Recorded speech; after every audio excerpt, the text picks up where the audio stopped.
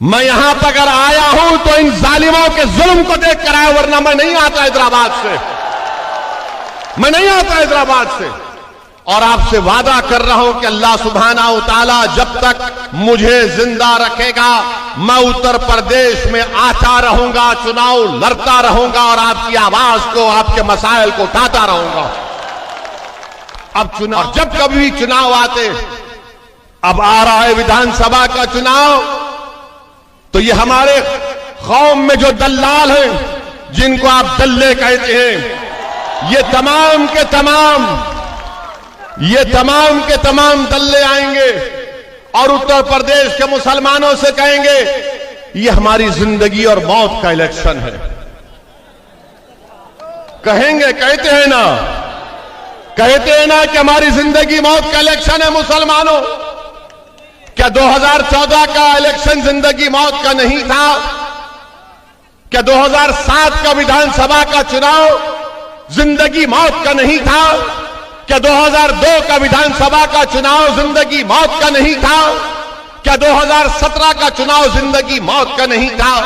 क्या 2019 का चुनाव जिंदगी मौत का नहीं था? याद रखो उत्तर प्रदेश के मुसलमानों, मेरी बात तुमको कड़वी लगती होगी, मगर सच्चाई को बयान कर रहा हूं इसलिए कड़वी लगती होगी। सच्चाई यह है कि कुर्मी समाज से कोई जाकर नहीं कहता कि अगर तुम कुर्मी कैंडिडेट को वोट नहीं दोगे तो जिंदगी और मौत का मामला हो जाएगा। कोई यादवों को जाकर नहीं कहता कि अगर तुम यादव को वोट नहीं दोगे तो जिंदगी और मौत की बात हो जाएगी। कोई ब्राह्मण समाज के लोगों को जाकर नहीं कहता कि वोट नहीं दोगे तो जिंदगी और मौत की बात हो जाएगी। कोई ठाकुरों से जाकर नहीं कहता कि अगर ठाकुर को वोट नहीं दोगे तो जिंदगी और मौत की बात हो जाएगी। कोई राजभरों से जाकर नहीं कहता। आखिर उत्तर प्रदेश में 19% मुसलमानों को क्यों डराया जाता है मौत से? क्यों डराया जाता है कि चुनाव आ गए, जिंदगी और मौत का बात हो गई? असदुद्दीन अवैसी आता उत्तर प्रदेश को, मैं यहां पर अपनी मकबूलियत के लिए नहीं आया हूं, मैं यहां पर अपनी अना की तस्कीन के लिए नहीं आया हूं, मैं यहां पर अगर आया हूं तो इन जालिमों के जुल्म को देख कर आया, वरना मैं नहीं आता हैदराबाद से, मैं नहीं आता हैदराबाद से। और आपसे वादा कर रहा हूं कि अल्लाह सुब्हाना व तआला जब तक मुझे जिंदा रखेगा, मैं उत्तर प्रदेश में आता रहूंगा, चुनाव लड़ता रहूंगा और आपकी आवाज को, आपके मसाइल को उठाता रहूंगा।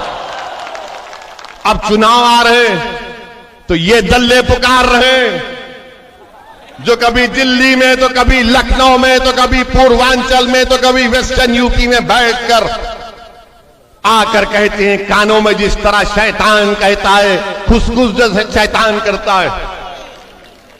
कहेंगे नौजवानों से कि तुम नौजवान हो, जिंदगी मौत का फैसला है। बुजुर्गों से कहेंगे जिंदगी मौत की बात है। अरे आखिर कब तक तुम हमको इसी तरह डराते डराते हमारी जिंदगी को बर्बाद कर दिए? हमारे वोट तो हासिल कर लिए, ना हमको तुम चैन से जीने दे रहे, ना हमारी मौत में भी इज्जत है। अगर हमारी मौत में इज्जत होती तो हमारा बच्चा बैतुल खला में नहीं मरता। अगर नौजवानों की जिंदगी की अहमियत होती तो अल्ताफ बैतुल खला में नहीं मरता। अगर मुसलमान की इज्जत होती, अगर मुसलमान की इज्जत होती तो मौत में भी इज्जत होती, वरना वो फैजान को पुलिस स्टेशन में मार दिया गया। मेरे भाई बताओ, तुम कब बेदार हो गए? बेदार आपको होना है। दुनिया बेदार हो चुकी है। उत्तर प्रदेश का हर समाज 25-30 साल पहले बेदार हो चुका है और आप और हम सो रहे हैं। उठो, जागो, जागो। अगर तुम आज नहीं जागोगे तो कब जागोगे? जब शोरे क़यामत होगा। तुम जब जागोगे जब शोरे क़यामत होगा। आज जागो, कल का मुस्तकबिल तुम्हारा होगा। याद रखो, इंशाअल्लाह ताला। आपको सिर्फ हिम्मत करना है, अपने फैसलों पर भरोसा रखना है और डरने और घबराने की जरूरत नहीं है आपको। जीना और मरना तो अल्लाह के हाथ में है। अगर जब मैं इस दुनिया में पैदा हुआ तो जिस दिन मैं पैदा हुआ मेरे कान में अज़ान दी जाती है। देते नहीं देते कान में अज़ान? उसका मतलब क्या है? उसका मतलब क्या है बताओ? जब मुसलमान पैदा होता है, चाहे बेटा या बेटी, तो पहले बुलाया जाता है किसी एक बुजुर्ग को खानदान के या नेक आदमी को, कहा जाता है कि दोनों कान में अज़ान दो। उसका मतलब यह है कि अब तुम्हारी कान में अज़ान दे दी गई, अब कभी भी तुम्हारी मौत हो सकती है, और जब तुम्हारी मौत होगी तो कान में नहीं, जनाजा खड़े रहेगा और तुम्हारी नमाज जनाजा पढ़ी जाएगी। तो अपनी जिंदगी तो अल्लाह के हाथ में, मौत तो बरक है, मौत तो बरक है, कोई नहीं बचेगा। असदुद्दीन ओवैसी भी जाएंगे दुनिया से, योगी भी जाएंगे, मोदी भी जाएंगे, अखिलेश भी जाएंगे, सब जाएंगे, सब जाएंगे इस दुनिया से, कोई नहीं बचेगा, सब जाएंगे। मगर जिंदगी का म्यार, जिंदगी तुमने कैसे गुजारी वो देखो। मैं आपसे सिर्फ यही दर्दमंदाना गुजारिश करने आया हूं कि डर डर कर वोट मत दो इन लोगों को, डर डर कर वोट मत दो। ये कुछ नहीं किए, वोट तो ले लिए, बताओ वोट तो ले लिए, हासिल क्या किया। मेरे अजीज दोस्तों और बुजुर्गों, मेरी इज्जतदार मां और बहनों, यहां की विधानसभा में 5 साल पहले समाजवादी पार्टी से जो उम्मीदवार थे गोप साहब, क्या आपने यहां पर जो बीजेपी का विधायक है उसको वोट दिया, समाजवादी के कैंडिडेट को वोट दिया? बताओ, शर्माओ में समाजवादी को दिया ना आपने, दिया ना आपने, तब भी वो 22,000 से कैसे हार गए, कैसे हारे 22,000 से वोट, कैसे हारे 22,000 से वो। और आपको मालूम कि 2012 का जब विधानसभा का चुनाव हुआ तो बीजेपी दूसरे नंबर पर नहीं थी, चौथे नंबर पर थी। यहां पर 2012 से 17 में बीजेपी जीतती है, 22,000 वोट से जीतती है।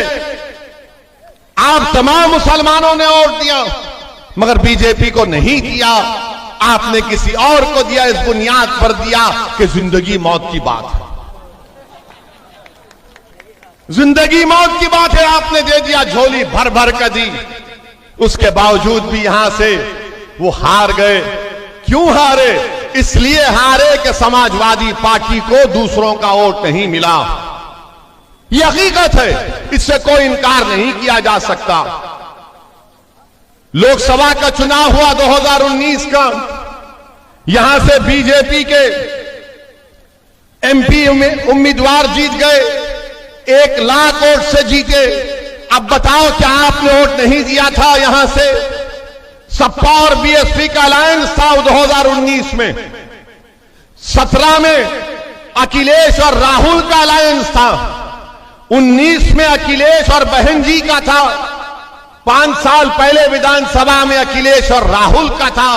जब अखिलेश और राहुल मिले तो 22,000 वोट से हार गए। जब अखिलेश और बहन जी मिले तो यहां से बीजेपी का कैंडिडेट 1 लाख वोट से लोकसभा की सीट पर जीत गया। किसके वोट नहीं मिल रहे इन लोगों को? और आपको क्या है, हम मुसलमान हैं, हमको डालना है। आपके लिए तो ऐसा लग जाता है कि नमाज फर्ज है, तो बोलते हैं वोट भी इनको डालना फर्ज है। सेकुलर पार्टियों, नमाज फर्ज है, इनको वोट डालना फर्ज नहीं है। उनको वोट डालो जो तुम्हारे लिए लड़ेंगे, जो तुम्हारे मसाइल को उठाएंगे, तुम्हारे बच्चों के स्कूल का मुतालबा करेंगे, जो तुम्हारी तरक्की की बात करेंगे। ये लोग सिर्फ वोट लेते और उसके बाद गायब हो जाते। अब जब मजलिस आकर इलेक्शन लड़ रही है तो हम पर इल्जामात की बौछार लगा दी जाती। हम पर क्या क्या इल्जाम नहीं लगाते, मगर हमको उसकी फिक्र नहीं है। मैं आपसे सिर्फ यही गुजारिश करने आया हूं कि मुत्तहिद रहिए और अपने वोट का इस्तेमाल करिए। मेरे अजीज दोस्तों और बुजुर्गों, हमारा उत्तर प्रदेश में पहला काम और मिशन यह है कि बीजेपी की सरकार दोबारा उत्तर प्रदेश में ना बने और बाबा मुख्यमंत्री ना बने, बल्कि बाबा गोरखपुर में जाकर मठ में बैठ जाए। यह हमारी पहली कोशिश है। और दूसरी हमारी कोशिश यह है कि जहां मजलिस का उम्मीदवार होगा वहां पर उसको कामयाब करने के लिए हम पूरी कोशिश करेंगे। आपका साथ, आपकी दुआओं की जरूरत है। अगर आपका साथ होगा, आपकी दुआएं रहेंगी, तो इंशाअल्लाह ताला मजलिस इत्तेहादुल मुस्लिमीन के उम्मीदवार की कामयाबी होगी। हम चाहते हैं कि बाबा दोबारा मुख्यमंत्री ना बने और इंशाअल्लाह ताला हम पूरी कोशिश करेंगे